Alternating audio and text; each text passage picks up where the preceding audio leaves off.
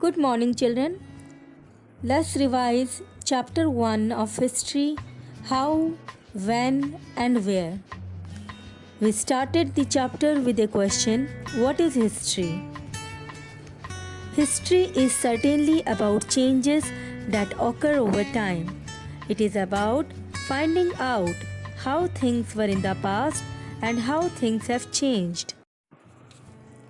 Then we discussed that question arises in our mind when we see someone having a cup of tea or traveling in a train or while reading newspaper, that when did all these things started?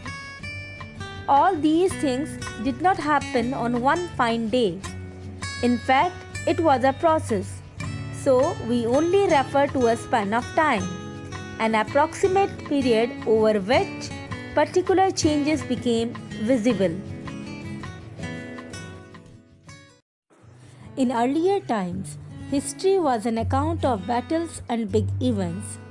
Historians wrote about king, the year he was crowned, the year he fought important battles, and so on. Nowadays, history is not only about kings. It includes political, social, and cultural life of people as well. The next topic we discussed was which dates are important. The dates which seemed important to someone may not be important for others. We took an example of British historians in India who wrote about Governor Generals, starting from the first Governor General, Warren Hastings, to the last Viceroy, Lord Mountbatten. According to their history, the activities of Indians simply do not fit. Next topic we discussed was how do we periodize? In 1817, James Mill published a book, A History of British India, in which he divided Indian history into three parts: Hindu, Muslim, and British. But how can be a period called as Hindu or Muslim? As we all know, many religions flourished simultaneously in India. Another way of British classification was ancient, medieval, and modern history. This division too has a problem because they considered British period as advanced in all spheres like science, reason, equality, and democracy. We all know it very well that British rule did not have equality, freedom, or liberty. Neither there was economic growth and progress.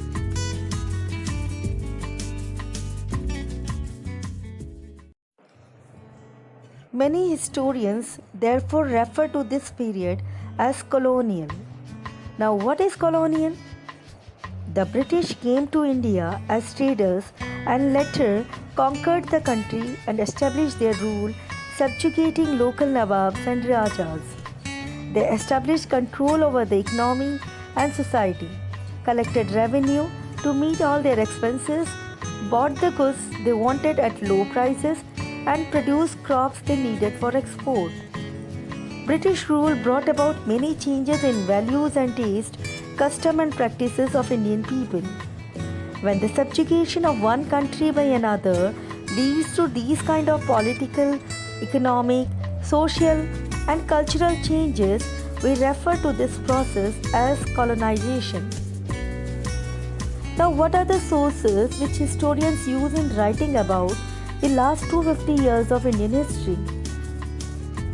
One important source is the official records of the British administration. The British believed that the act of writing was important. They also felt that all important documents and letters needed to be carefully preserved. So they set up record rooms attached to all the administrative institutions. Letters and memos that moved from one branch of the administration to another in the early years of the 19th century can still be read in the archives. In the early years of the 19th century, these documents were carefully copied out and beautifully written by the calligraphist.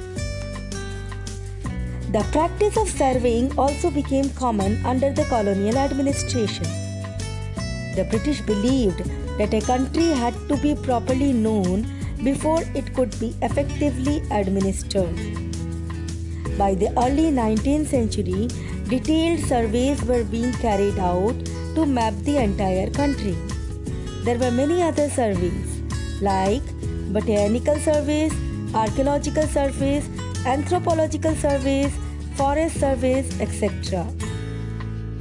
What official records do not tell us? From these records, we can get to know a lot. But we must remember that these are official records that tell us what the officials thought, what they were interested in, and what they wish to preserve. These records do not always help us to understand what other people in the country felt and what lay behind their action.